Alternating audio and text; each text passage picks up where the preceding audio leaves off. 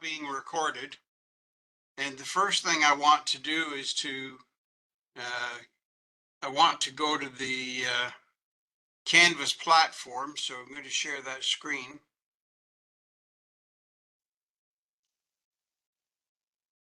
And on the Canvas platform, under announcements, this is where you can go to this spot, TESOL Canada training videos. You can go to this spot, and here's the link to go to YouTube for all the recorded videos of TESOL Canada webinars. So you can go here and you can listen to any of the recordings that are up here. I think there are over 100 recordings, but you can listen to any of them that you find up here to help you along with your studying or your progress in the course. Okay, so I just wanted to touch on that point with you. So the YouTube link is found under announcements.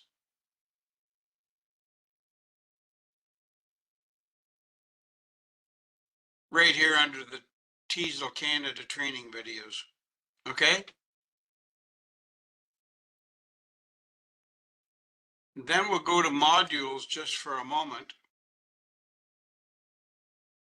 Under modules, we'll go down to just after day 4, unit 4. We'll go into the second language acquisition, because inside this link is your first essay that I introduced yesterday, the foundation essay. And you choose one of these 8 topics, you write about it, and then you email your essay to TESOL Canada at this address right here. So I wanted to mention that the due date for this essay is 2 weeks from yesterday. Any assignments that I give you, any homework assignments or projects, I always set the due date for 2 weeks after I assign it, because that keeps the course moving along for you and you won't get behind. If you keep up on top of those due dates and keep up with them, you won't fall behind. So 2 weeks from yesterday is the due date for your foundation essay. Any questions about that, ladies?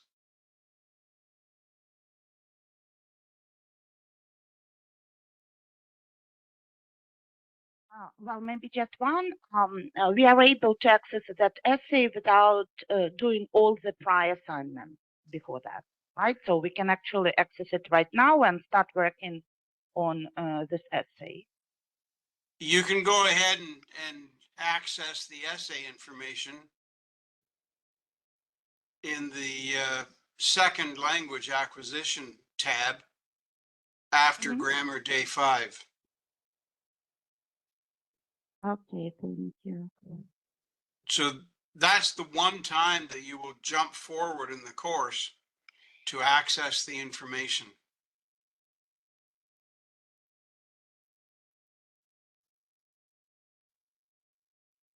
Okay? Thank you so much. You're welcome. Good question. And then, of course, module 1 and module 2 are that's the information that you need to study for the midterm exam. Module 1 and module 2. So go through module 1, then go through module 2, do all of the grammar review exercises and all the quizzes all the way through. Do the quizzes as you come to them, because Canvas, the platform, keeps track of what quizzes you've done. And if you skip over quizzes, then the Canvas platform could lock you out of future grammar lessons and future modules.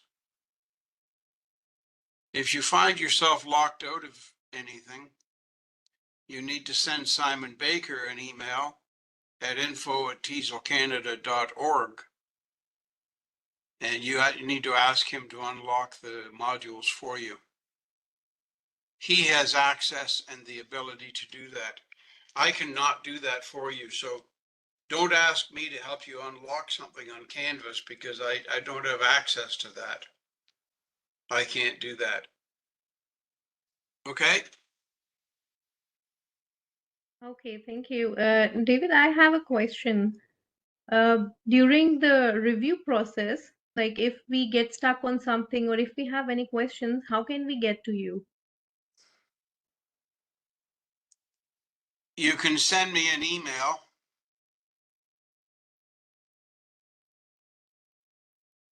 Okay. On the I'll same give you address? my email address in the chat box. Okay, thank you. You can send me an email and I'm pretty quick at getting back to you. Okay, I appreciate that. Thank you. You're welcome.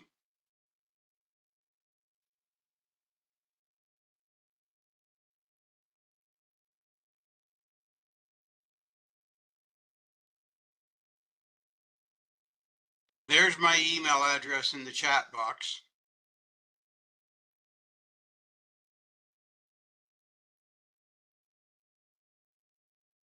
And welcome to a couple of new people today who were not with us yesterday, Kara and Mosheada. My name is Daniel Miller. I'm one of the instructors from TESOL Canada, and I will do most of your Monday sessions. I'm doing today for you because the lady who would normally do Wednesday, Anna Patricia, is a university professor in Sao Paulo, Brazil, and her timetable does not allow her to always do these sessions at this time. So that's why I'm doing today as well. So if you have any questions as we're going along, please ask. Just jump right in and ask your question. I don't mind people doing that. I won't think you're being rude. I would rather that you ask a question right at the moment when you have the question.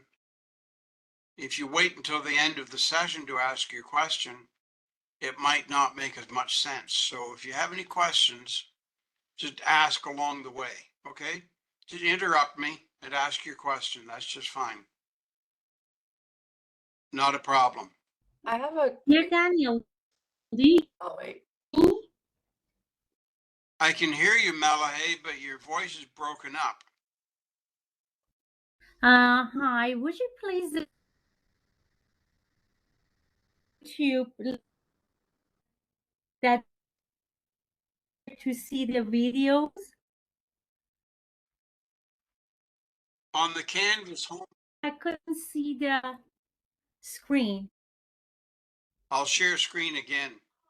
So on Canvas, when you've got your Thank you Canvas very page much. opened up, you've got this menu on the left-hand side.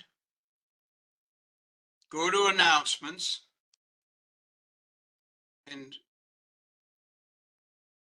under announcements, when it gets loaded up here, under announcements, these are the training videos right here. There's your link to the YouTube channel. Okay? Okay, thank you very much. Thank you. You're welcome. Thank you indeed. You're welcome. And Malahay, you're signed in 2 times.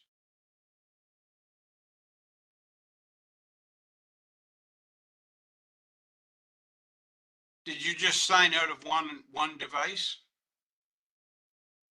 Yeah, I signed to leave the meeting. Okay. That's fine. Is it okay? I'll leave the meeting and I will come back in a minute. Okay. So we're going to pick up, everybody, we're going to pick up our webinar, our PowerPoint from yesterday's webinar.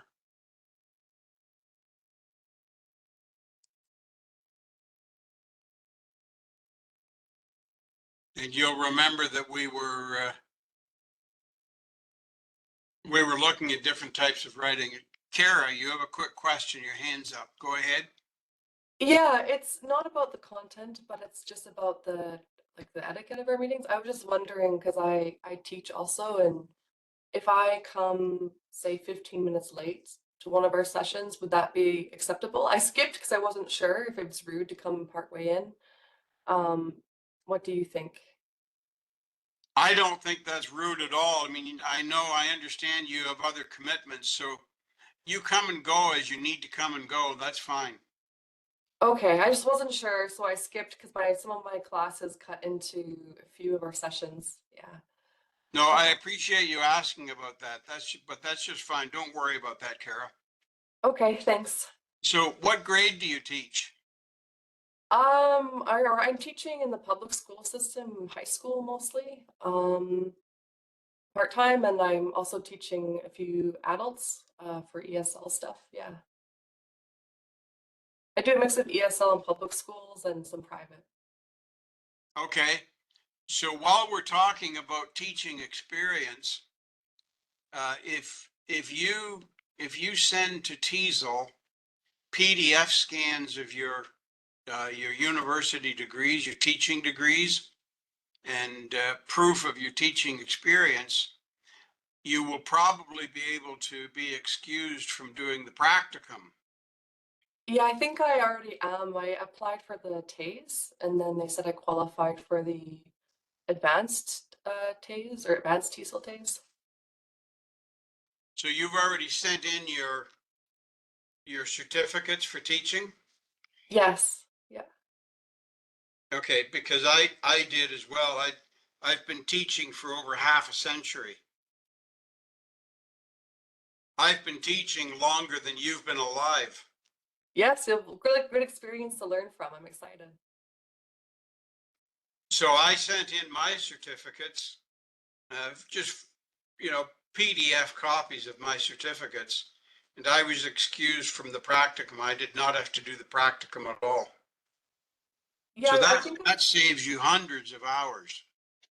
I should be because I've already taught over 1,000 hours to do with English as a second language in some of the public schools for new Sure, immigrants. Yeah. probably. Just make sure that you've got that sent in. Make sure they've got them and received them. Okay.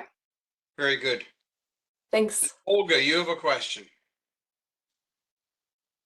Yeah, it's actually related to what Kara just told us about. I also have teaching experience and I submitted my diplomas and proof of that experience. That's why I didn't have to take IELTS, but I have a question. When they told you that you don't have to take practicum, did they email you to inform you about that? Or how did you know that you don't have to do that? They sent me an email and said that I was excused from doing the practicum. Uh-huh. Okay. And did you get it somewhere in the middle of your studies or at the beginning? You don't remember probably. Sorry. No, that's okay. I'm pretty sure I got that information at the beginning of the course because I sent in the PDFs of my certificates. I sent those in very shortly after I applied to do the course. And they told me pretty soon after that. So it was near the beginning of the course that I got that information. Very good. Thank you. Okay. Ola, or sorry, is it Ola or Olga? Olga. It is Ola, okay. I got it and it was kind of hidden inside my initial email. Like they said I qualify for TASE for the advanced TESOL. So in the initial email when I joined the course and had paid the fees, there's a small section in there that says it says everything for the regular students who have to do practicums and who aren't aren't transferring any credits or experience. And then in there was like a small section for TESOL students who only have to do these assignments. But it was hidden in the big original email, and that's the only one I've Oh. had. Yeah. Okay, thank you. Thank you so much. That's You're really welcome. helpful. All right, we're going to go back to the PowerPoint that we started yesterday.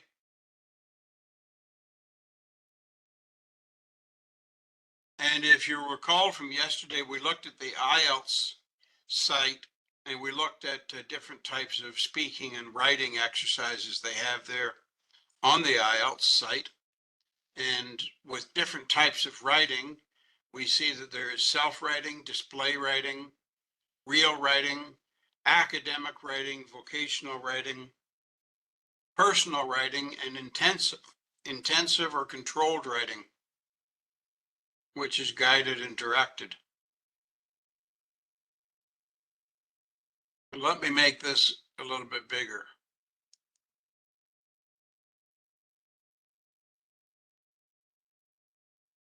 You'll be able to see it better that way.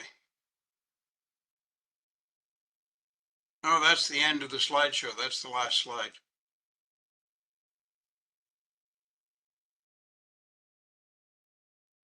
All right, so let's move forward to our new topic for today.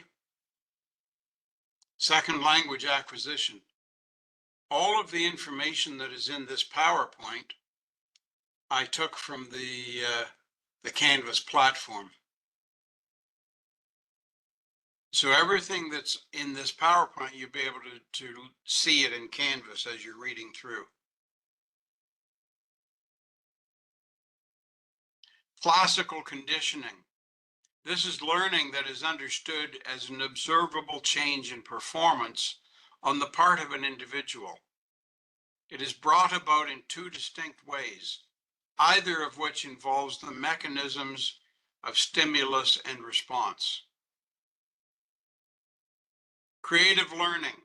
Learners bring to the learning process their creative ability to perceive and detect relationships and to recognize analogies and contrasts. They are interactive, influencing the environment and conscious of at least a part of the processes of language acquisition. A living language is one that the student learns to think in. So your native language, whatever your first language was that you learned as a young child, that is a living language for you because you think in that language automatically. And when we learn a second language, it only becomes a living language when we begin to think in that second language and we do not do a translation in our minds while we're thinking about things. So with the living language, the words allow us to represent nonverbal concepts and to deal abstractly with experiences. The motivation in language learning is either intrinsic or extrinsic. Intrinsic motivation is an internal desire to learn for personal growth or self-improvement. Intrinsic comes from inside the individual. Extrinsic is an external requirement. Perhaps an employer requires the second language to be learned to help the employee deal better with doing business transactions or that sort of thing, whatever the case might be.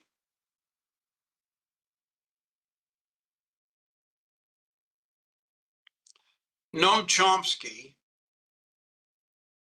an American linguist, philosopher, cognitive scientist, and historian, was a major figure in analytic philosophy. Noam Chomsky, in my opinion, is one of the brightest minds that has ever existed. In your second language acquisition page on the Canvas platform, that's the page where your foundation essay is described. There's a video of Noam Chomsky giving a lecture at a university. You should listen to that video because it's extremely informative. And Noam Chomsky is just an incredible person to listen to as a lecturer. And I listened to that video half a dozen times because it was so fascinating. But you should listen to it at least once.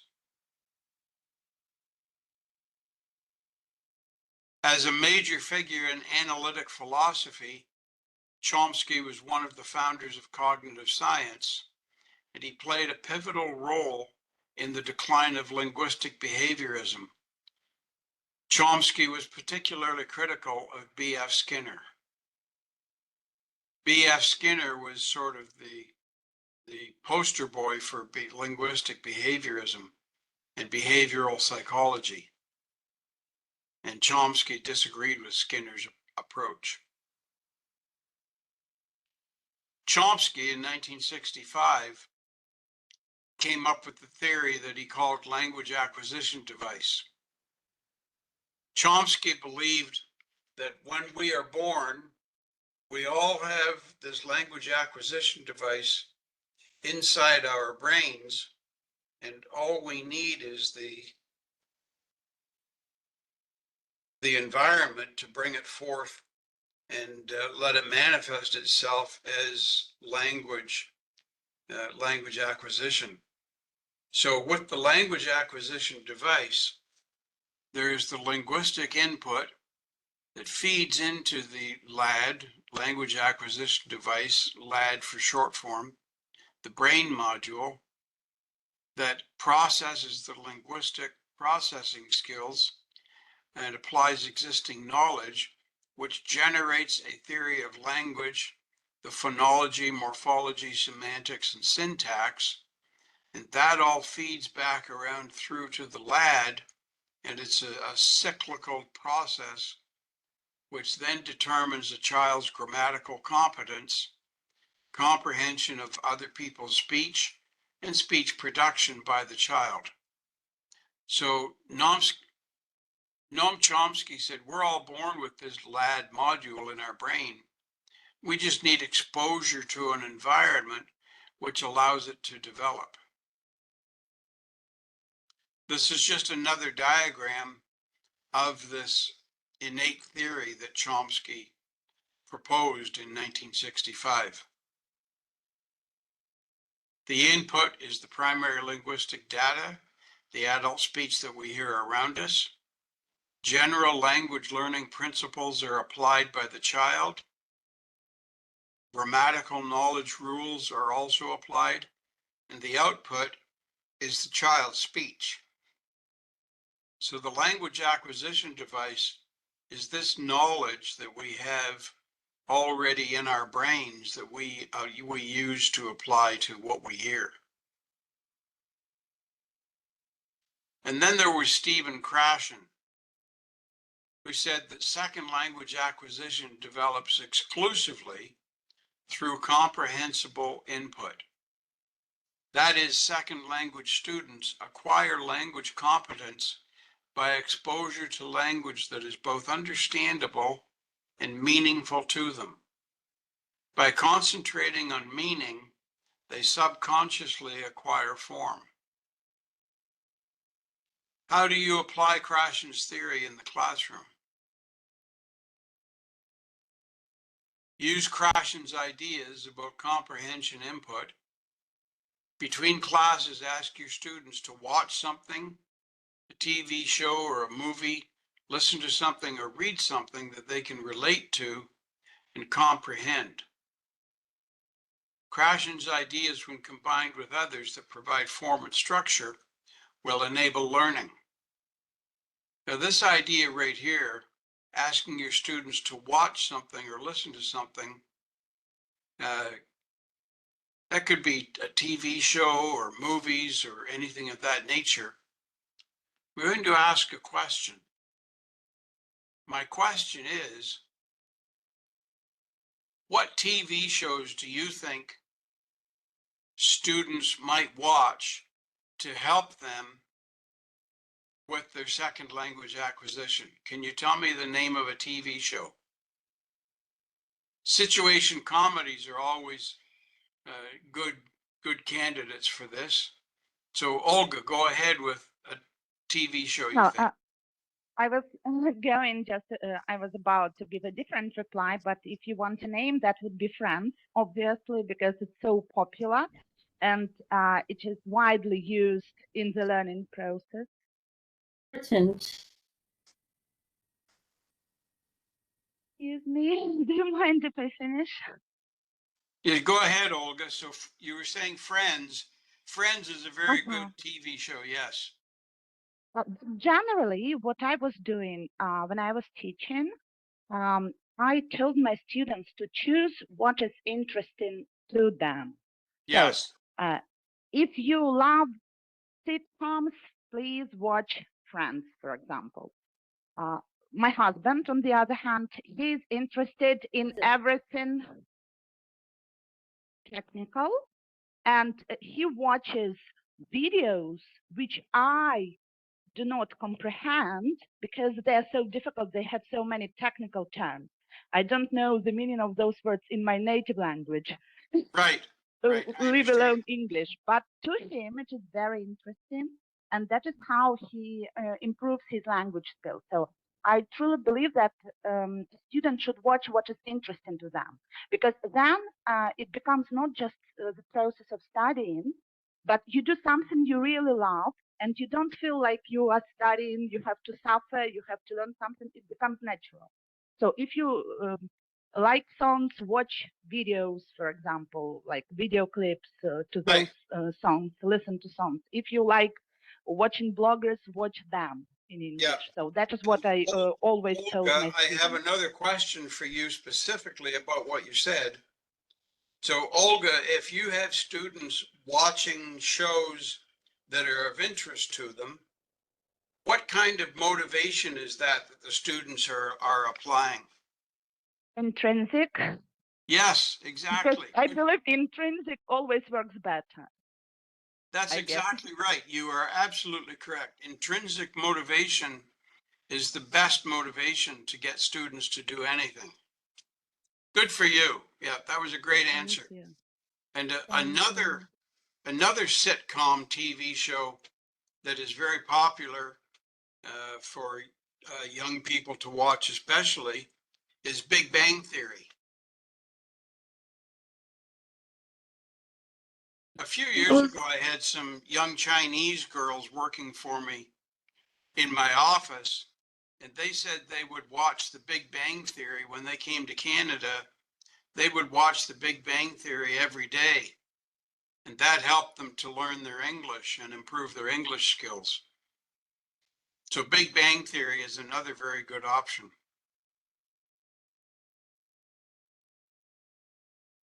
Yes, Mosheada, you have your hand up. Yes. Actually, I was also going to suggest Big Bang Theory.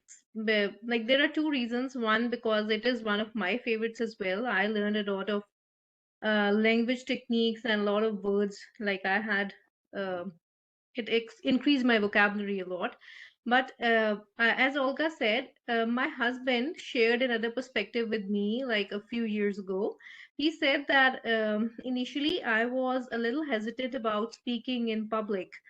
Um, so he started watching, he's a soccer addict. So he kind of watches every game, everything. So he just started listening to all the commentary. And with time, like he would understand every word that anyone would say. And now he's like way better than me. So I was like, okay, I think I should switch to that as well. So did you become a soccer fan too? Yeah, No? not really. Not really. That's okay. But I do know most of the teams or the clubs that play. Sure. So yeah. And with the Big Bang Theory, when I watched the Big Bang Theory, which I watched for several years, I wasn't watching it to learn English, obviously, because English is my native language, but I was watching it just for enjoyment. But I learned a lot of words about science and physics from watching The Big Bang Theory that I didn't know before. So it's very useful for that as well. Yes, Kara, you have your hand up. Go ahead, please. Yeah, actually, my partner, he learned English a lot through Friends when he first moved to Canada. That was Friends, and there's a spin-off of Big Bang Theory called Young Sheldon, which is pretty good because it's Sheldon as a little boy with his family and another sitcom, right? But more him from the child perspective. Yes. Mm. And then this one, it depends on the person's interest, but Brooklyn Nine-Nine has been pretty good too for people. There's some terminology like, to do with like police work or crimes, but there's a lot of, it's a more recent show, so there's some more recent kind of slang and idioms in it. And this is a movie, but I found it's really good. It's a black and white movie, but 12 Angry Men is a really good movie because it takes place. Has anybody watched that movie? No, Okay, I haven't seen it. It's a really old black and white movie. But you can get it online, and it's about somebody who is accused of a crime, and then it's the jury. And the whole movie is the jury debating in one room behind closed doors. And that's the whole movie. They're in one room the whole time. There's 12 characters, and there's not really any music. It's not distracting, so you just get lots of good dialogue, and it's written pretty natural, and it's older, but it's still really relevant, some of the stuff they're discussing, and I found a lot of Interesting. success with that. Yeah. Interesting. I'll have to look for it. It's It's an old probably as one, old but as I am. good. Go ahead, Olga. I have a question to you, Daniel, and you, Kara, as native speakers, because now I'm watching a TV show called Peaky Blinders. Have you ever heard of it? It's great, but when I started watching it, I felt like I needed to use subtitles because the accents there are so thick, and I was wondering, is it just me because I'm not a native speaker? Or would it be difficult for a native speaker to understand them because they have that Birmingham accent? It's not like received pronunciation, British pronunciation, wonderful London pronunciation. It is from the north of the UK, and well, they say like Louvre, Number, Bruiser, and it's so hard to understand them. I wonder how it would be for you if you have watched it. I know the show you're talking about, and I did watch some of the episodes when it first came out, but I stopped watching it because I couldn't understand what they were saying. The accents were so heavy, so thick. I could not understand what the dialogue was. So I stopped Thank you. watching it. Thank you. Good to know that it's not just me. Thank you. No, it's not just you, definitely. I also use subtitles.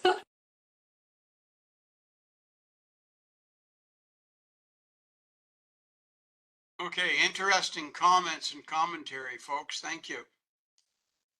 We're going to go back to the PowerPoint presentation now. I just wanted to stop and talk about different TV shows and movies and that kind of thing there. So thank you for your input on that point. In 1994, a man by the name of Douglas Brown came out with this book, English Language Teaching in the Post-Method Era, Toward Better Diagnosis, Treatment, and Assessment. Now, what he's talking about in the post-method era, he's talking about after a number of the methodologies that had been around for a while and throughout the 20th century. He was wanting to talk about an approach that was going to improve things. He said, we did not need a new method. We needed instead to get on with the business of unifying our approach to language teaching and of designing effective tasks and techniques informed by that approach. So if you've been reading in your Canvas platform, you will know that grammar translation method was the oldest method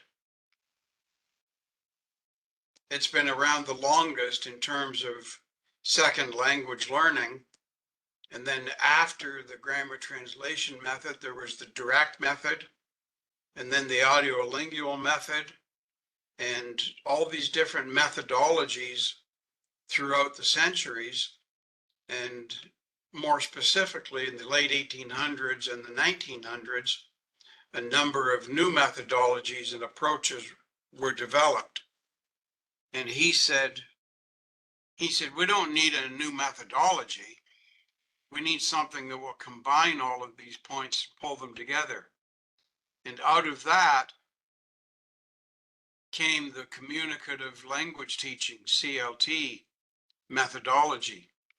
And CLT looks at pulling together all the best aspects from all the previous methodologies and putting together an approach that is useful to many, many people. So Douglas Brown had 12 principles: automaticity, meaningful learning, the anticipation of reward, intrinsic motivation, strategic investment, language ego, self-confidence, risk-taking, the language-culture relationship, the native language effect, interlanguage, and communicative competence. Those were his 12 principles for language acquisition. Then he went on to say, diagnosis, treatment, and assessment. A principled approach to language teaching encourages the language teacher to engage in a carefully crafted process of diagnosis, treatment, and assessment. The diagnosis begins with curricular plans and continues as an ongoing monitoring process in the classroom. Language curricula call for an initial study of what Richards in 1990 calls situational needs, or the context of teaching. Situational needs include the country of the institution, the socioeconomic and educational background of students, the specific purposes the students have in learning a language, and the institutional constraints that are imposed on a curriculum. The treatment, think of as courses of study, or better yet, sets of learning experiences designed to target learner needs exposed by diagnostic assessments. There were 38 language teaching techniques categorized by Crooks and Chaudron in 1991. Now, I didn't want to list all 38 of those techniques for you, so I gathered them into four main groups. Well, three main groups. One is controlled. These are drills, dialogues, reading aloud, display questions and answers, etc., to semi-controlled, which are referential questions and answers, cued narratives, information gap activities, etc., to free role plays, problem solving, interviews, discussions, etc. Consider as well an abundance of whole class, group work, and pair work activities at our disposal.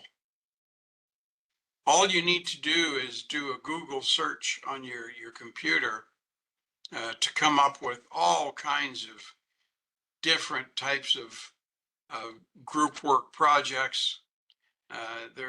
The internet is full of all kinds of ideas to help out. And then we come to the assessment. The methods of old offered nothing in the way of assessment techniques. Today, the language testing field has mushroomed into a highly developed and sophisticated field with numerous facets. Increased emphasis on ongoing assessment of students' performance as the course progresses, or what has commonly been called formative evaluation. With formative processes of assessment in place, teachers can make appropriate mid-course pedagogical changes to more effectively reach goals. The notion that evaluation must be confined to summative end of term or end of unit tests alone is vanishing. However, it is important to note that summative evaluation is also an important component of a language program. The difference between current summative testing philosophy and the presupposition behind methods that one size fits all can be seen in a wide variety of assessment batteries that cover both production and comprehension skills. A range of assessment tasks, individualized, including computer adaptive tests, and increased attention to the communicative properties of tests. Can somebody explain to me, what does computer adaptive test mean? What is a computer adaptive test? Do you hear me? If you hear me, I can tell you. Yes, we can hear you, Malahi. Go ahead. Okay. It means that we test the students through computer, and computer provide a test which fits into the degree or level of students. For example, I as a student, I answer a question, though then computer believes that okay, I have the ability to go to higher levels, so it provides me with more difficult tests. But if it says that no, I cannot answer this question, it provides me with actually easier question. We call it computer adaptive test. That's correct. Yes, thank you. Good. And Olga, you had your hand up. Actually, the answer has already been provided. That's why I decided to cancel it. That's Thank okay. you. Yeah, that's okay. I know a number of people who have taken a computer adaptive test. One discipline, one vocation is nursing. I know nurses who have taken their exams and they were computer adaptive examinations. So they would be asked a medical question, and if the medical question was too difficult, then as Malahi suggested, they would be asked a simpler question. And if they were asked several questions about similar topics and they got all the answers correct, the computer would switch to a different topic, because the computer was attempting to find topics that they did not know about. So that is a computer adaptive test. It's kind of a some people might think it's an unfair thing, but when it comes to nursing and medical, you want to know that your nurses and your doctors know what they're doing. So you want to know that they're good on their feet with that kind of information. And Kara just put in the chat box. Oh, Kara, I just noticed you put the 12 Angry Men link in there. That's great. Thank you. And she also put in a link to a website that uses adaptive learning and testing. So you can copy that link and go to it later and see what it says. Thank you for that, Kara. Welcome. Okay, let's go back to the PowerPoint. Because of course the PowerPoint is not done yet. So we talked about the computer adaptive tests. Oh, that was the last slide of my PowerPoint. So I guess we are done now.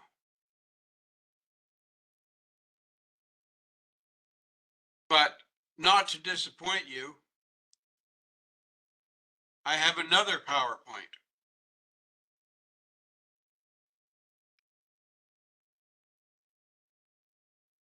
So let's begin this PowerPoint today. I doubt that I'll be able to finish it. We'll finish it on Monday. But this is an introduction to second and foreign language teaching. The advantages of teaching second language are The homework that involves speaking tasks or listening to the radio or watching TV and reading newspaper articles. It encourages students to seek out opportunities for practice. We encourage students to seek corrective feedback from others. And we have students keep a log or diary of extra class learning. How do we prepare EFL environment activities? EFL, of course, being English as a foreign language. So if we were teaching English in Arabia, in Saudi Arabia, that would be English as a foreign language. So the different ways we can prepare EFL environment activities are to plan and carry out field trips, plan social mixers with native English speakers, and invite speakers into classrooms. Now, even during the pandemic, I was teaching a university course, and we did virtual field trips. So we visited art galleries and we viewed the artwork in the galleries and museums, and we did it virtually online through our computers. So you can do a field trip either live in person or virtually as well. Even the social mixers. You know, I have done social mixers during the pandemic and even since then, where we arrange with a group of friends, we do an evening where we watch a movie, we watch it on our own computer, but we prepare our dinner ahead of time and we all eat our dinner while we're watching the movie. It's a good way to make sure that what you have on the food on your plate is something you really like because you're making it yourself. So social mixers and inviting speakers into classrooms. During the pandemic, I was a guest speaker in several classrooms that I was invited to attend. And I did the presentation to the students through the television monitor, through the screen. So there are ways of accomplishing these things.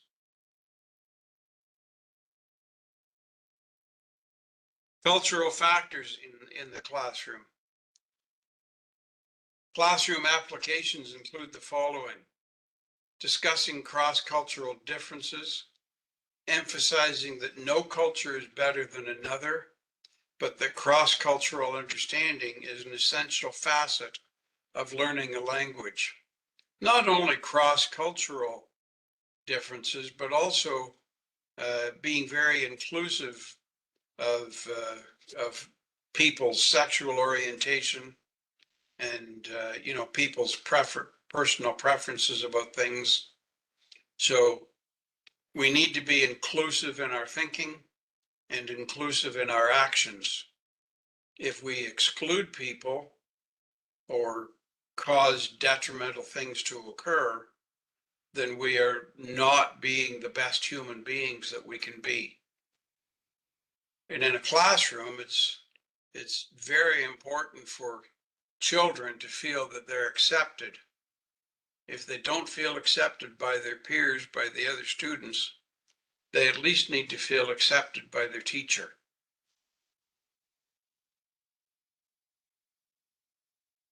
Include among your techniques particular activities or materials that illustrate the connection between language and culture. Teach your students the cultural connotations, especially of sociolinguistic aspects of language. And screen your methods for material that may be culturally offensive. We want to make sure that the process of acculturation and the process of cultural preservation is carried out at all times in our classroom setting. Expectations. I love this slide. This is a lot of fun. This slide is good because everybody has expectations. Teachers have expectations of students, and students have expectations of teachers.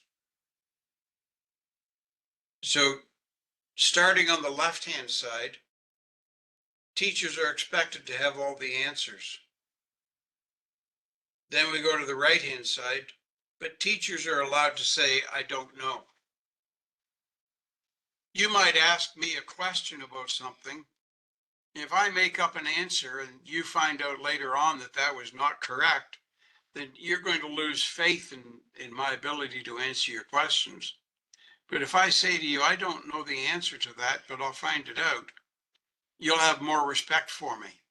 So we need to be able to say, I don't know the answer, but I'll find it out. Teachers are expected to suppress emotions, also students, but we are allowed to express emotions, teachers and students. Now we express those emotions in a controlled manner. And sometimes the thought that to interpret intellectual disagreement as personal disloyalty, but actually interprets differences as an interesting exercise. So we can agree to disagree on something and still have respect for each other.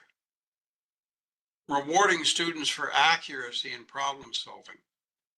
Reward students for innovative approaches to problem solving.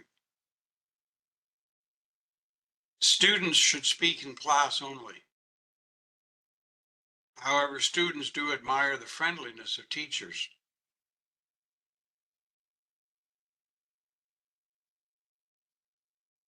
Students speaking in class only when the teacher calls them out to answer something. That's not the best approach. Students should be encouraged to volunteer their thoughts. Teachers should never lose face. To do so also means losing the respect of the students.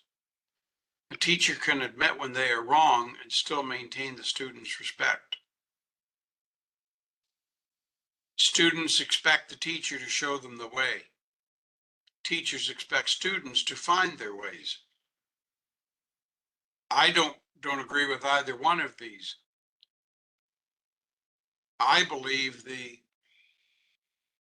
teacher should act as a guide to offer guiding points to the students, and then the students should follow the teacher's guiding and look for ways to complete things themselves. So it's a combination process. It's a complementary process. The teachers and students need to work together to help the student find their way through the learning. This slide, L2, stands for second language methodologies.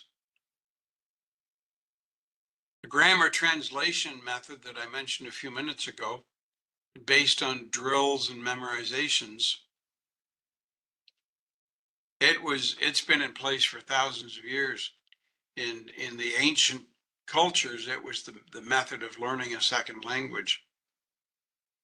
If we think to the Middle Ages, when the priests in Catholic churches would spend years copying out a text or a document, that's how they learned the second language. They focused on structure and vocabularies, reading and writing. The skill was classic method grammar. And then in the late 1800s, the direct method, which is more naturalistic, similar to the way children learn a language, this method came along based on conversation pronunciation and had a lack of grammar structure. The focus was on communication skills and was used by Charles Berlitz to create his own method that he called the Berlitz method. So in your reading on the Canvas platform, if you come across reference to the Berlitz method, you can think of the direct method because they're basically the same thing. Charles Berlitz just really liked the direct method, and he said, I want to have a language learning method with my name on it. So he just put his name on the direct method and he called it the Berlitz method. Then we come into the 1930s, 1940s, at the time of the Second World War. The audiolingual method, also known as the Army method, very similar to the Rosetta Stone program. It came along as a way of learning a second language, focusing on pronunciation and native speaking features. So think about this for a moment. You've got the US military developing the audiolingual method that they nicknamed the Army method because they were using it in their Army camps. And they were training their soldiers in learning second languages of countries that the soldiers would be going to as allies and as enemy soldiers infiltrating the countries. So if these soldiers did not speak the second language of the foreign country, if they did not speak it perfectly as if it was their native language, then they would be discovered as a spy and they would be shot. So it was life or death situation for these military personnel to learn the second language and be perfect with it. And to do that, they used memorization drills, no grammar. They mimicked the instructor. They just copied what the instructor said, and they focused on pronunciation. And then in the 1970s in the United Kingdom, the notional functional syllabus, that's NFS, notional functional syllabus, it was developed and it sort of gathered together some key points from these previous methods and linked them all together to what became known as the communicative language teaching method. It was functional communication, but limited, and was okay for basic conversation. And then the CLT method was developed. Here we have the audiolingual method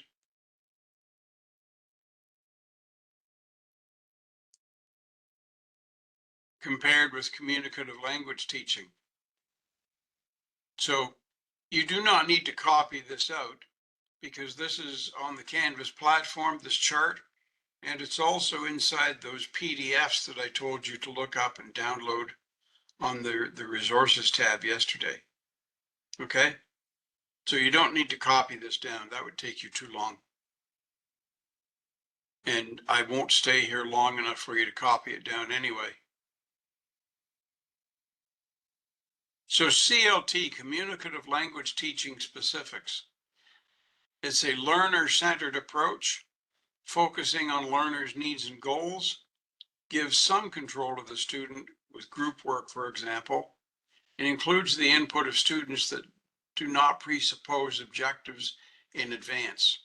It allows for student creativity and innovation and enhances a student's sense of competence and self-worth. The cooperative aspect, collaborative efforts, and interactive learning, pair work and group work, real-world contexts, meaningful communication, performing classroom tasks, practicing oral communication, and writing to and for real audiences.